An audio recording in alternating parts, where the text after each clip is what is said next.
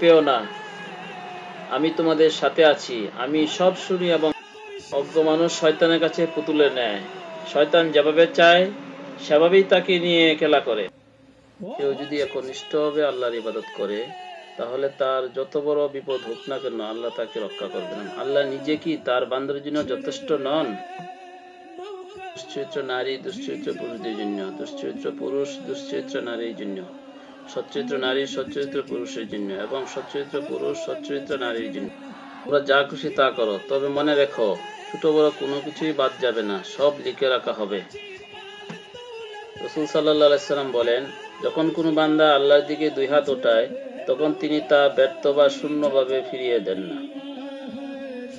মৃত্যু একটি সেতুর মতো, যার উপর দিয়ে বন্ধু বন্ধু নিকট গমন করে। বলে, তোর গুনাহ অনেক হয়ে গেছে, এখন আল্লাহ তোকে আর ক্ষমা করবে না, তুই আমার সাথেই থাক।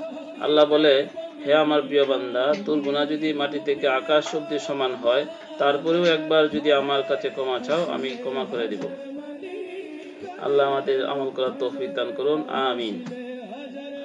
এরকম আরো ভিডিও পেতে আমাদের এই চ্যানেলটি লাইক, কমেন্ট ও শেয়ার করে সাবস্ক্রাইব করে রাখুন। ধন্যবাদ সাথে থাকার জন্য।